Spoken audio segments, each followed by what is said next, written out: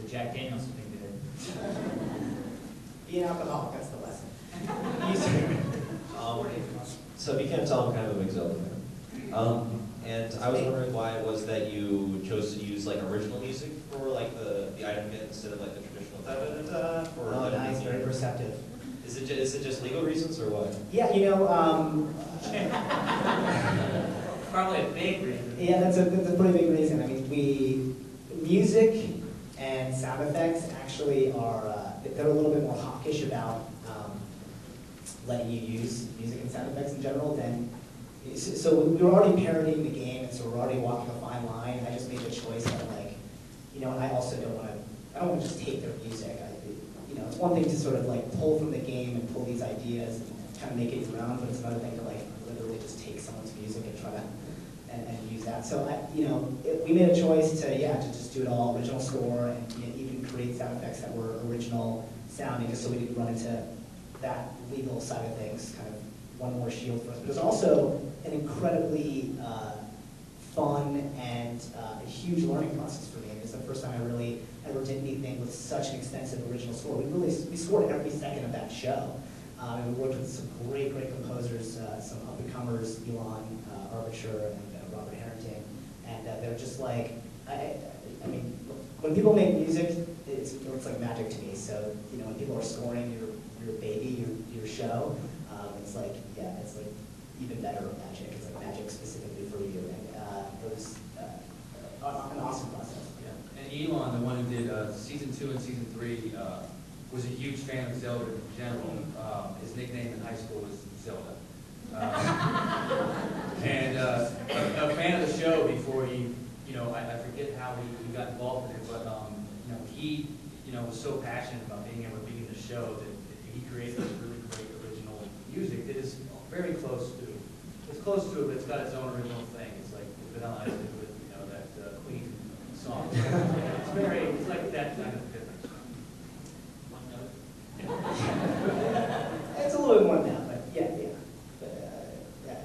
And actually, in our show, we parody lots of other shows within Zelda. We parodied The Office. We parodied the movie Glory. So Rocky. He ended up making all these themes that were sort of the Zelda-fied, Neil-ified versions of the Rocky theme, and that was just so cool to do stuff like that. I loved it. Do you have any rituals that you have to perform in order to write your scripts, or I kill a lot of chickens. Yeah. I had 2 chickens and you killed them. I killed Jeff's lot of chickens. For his writing process. Yes. We had chicken in it, actually. Yeah, it's delicious chicken. I just coffee and self-loathing and procrastinating. And then I feel like I'm ready to go. For me, actually, the big thing is I've heard this from a lot of different writers, so it's definitely not unique to me. But I'll go on to Groove Shark or some streaming, like a Pandora type thing. But Groove Shark, you can actually be specific. I want to listen to this thing. And if I'm writing something that's sort of like a sci-fi thrillery kind of thing, I'll listen to the Inception soundtrack really loud. Because that's one, it's just epic. Yeah. I'm like, maybe there's a foghorn in all of my action sequences. Everything's on a tugboat. Everything's on a tugboat. I don't know why. Great action sequences. But so for me, that music really helps spur on that. And it's also really hard for me to write in my house because of the siren song of the Xbox.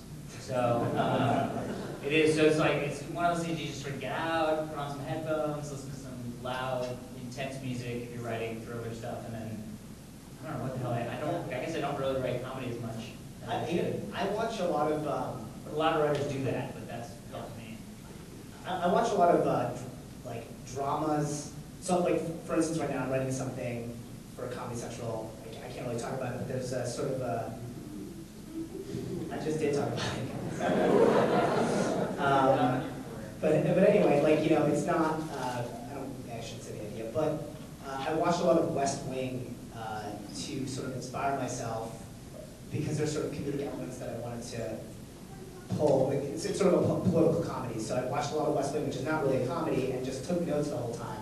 and it really started just fueling, like I was really stumped on this concept, and then I watched the first 3 seasons of West Wing over again and took just like pages of notes, and really, so it's really just watching other sort of source material, even if it's not comedic, especially if it's not comedic, and then coming up with sort of like, oh, what if, we did that kind of same theme, but in a comedic way, and I ended up pulling a lot of ideas out of that kind of, yeah.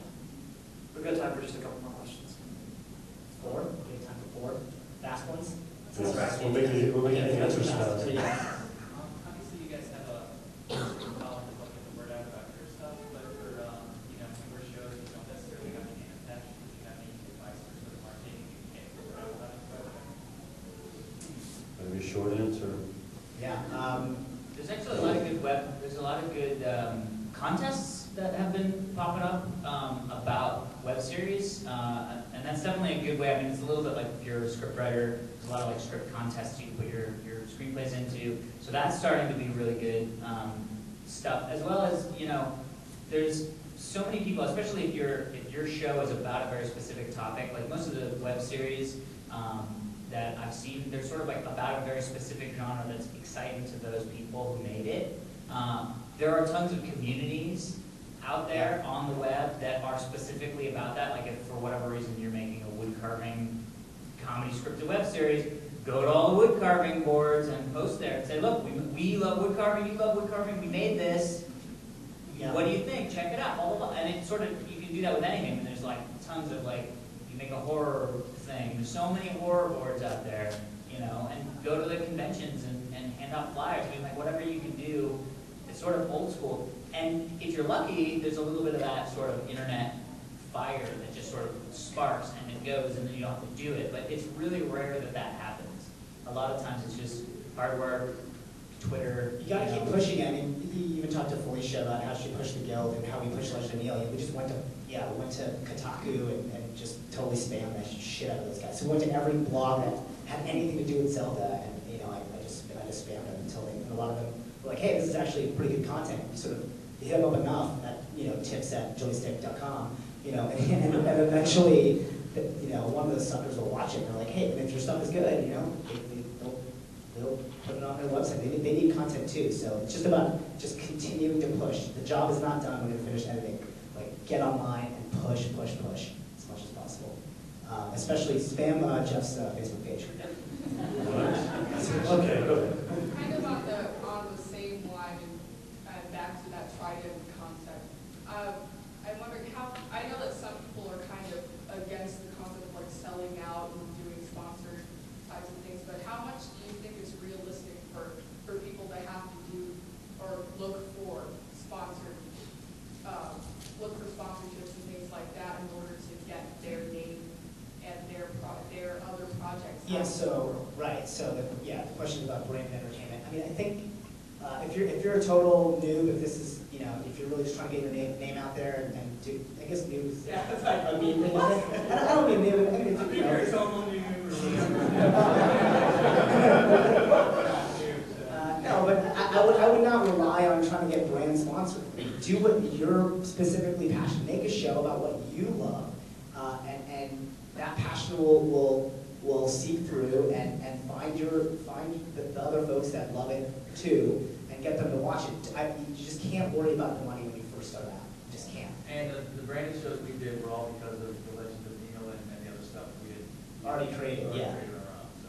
Yeah, we And tried to wasn't not not really gonna selling do out it. either, because it was also low budget. It's also pretty low budget, but yeah, but it's also, you got to pay a rent, man, at some point. And Trident Gum is delicious. Really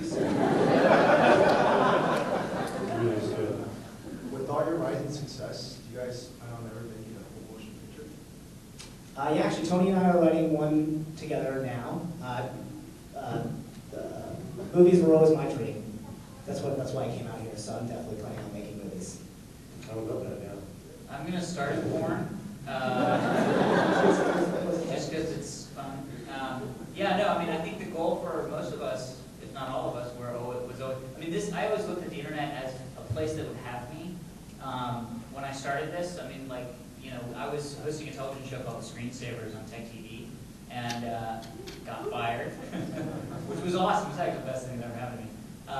But wanted to do television stuff. We moved to LA to do TV stuff, film stuff, and things like that. And it's just, that is brutal.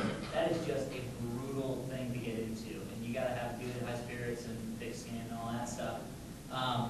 And then this internet stuff started happening, and we were able to, you know, find an audience, and without somebody saying you're good enough or you're not good enough, which is what happens in Hollywood.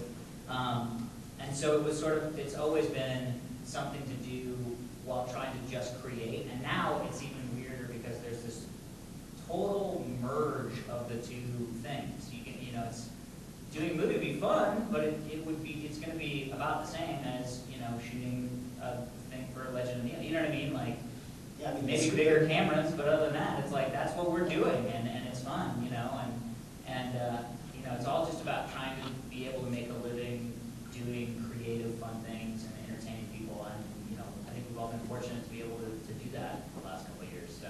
You just gotta have that do-it-yourself mentality and not wait for anyone to tell you, oh yeah, it's okay to do it. You know, I'm gonna take that same mentality into the features that I will produce. For every Legend of Neil or Guild or Totally Rad Show Dignation, there's 500 videos of someone lip syncing like Rebecca Black or something. What do you guys think it takes to be that, for a web series to be like that diamond in a sea of crap, so to speak? You guys be original. I mean, it's got to be original. I mean, I know there's a lot of people who may take something. It's got to be something that's very specific. You mentioned on our show. Whatever. I feel like yeah, go ahead. What's the problem? Yeah, I never really liked you. That's the problem. I liked you. I'll choose to bring it up. Okay, I guess it's out. I would say, to stand away from something like that, I would say don't lip sync to that song and make a video of it. But, I mean, obviously make sure you've got good lighting, you've got good sound, and if it's going to be on the web, you know, unlike a movie, you've got 10 or 15 minutes. If it's on the web, make sure it's clear. You got 20 in seconds. 20 to 30 seconds what this is about, and make sure that whatever it is you're making, you guys put everything you have into it, you believe in it, and make sure you have good sound, which I can't say. Yeah, you know, a lot of pilots I do see web stuff, the first 5 minutes is just, you're assaulted.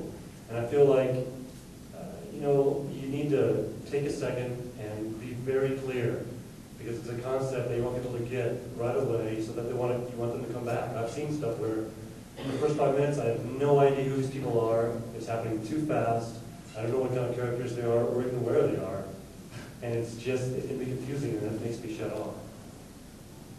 Yeah, so I think what we learned today, we learned be an alcoholic. Be super clear, kill Sandeep does not like chickens. me. I don't like Jeff. We're in a fight right now.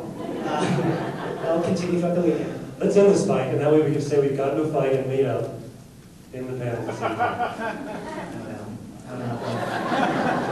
Now we're starting a new fight. Yeah. No, thanks everybody. We're good? Yeah. Thank you so much.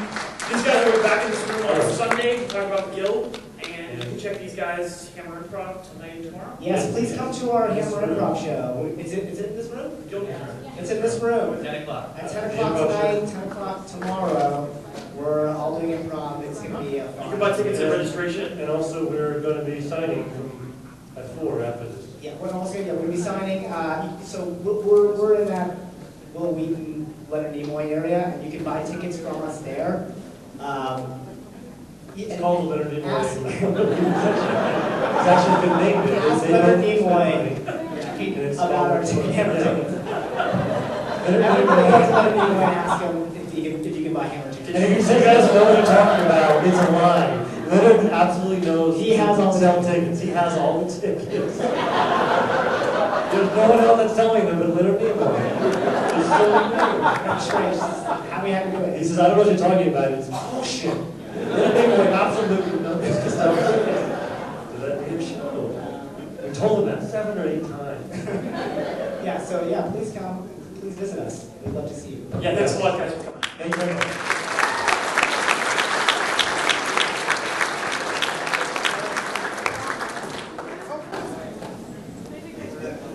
Oh, really? You're going to do it? Okay, cool.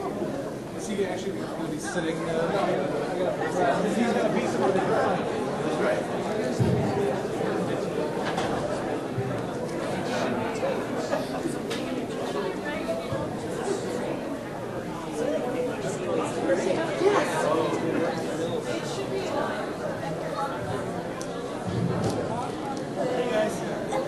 Hey, no problem. Get that guy.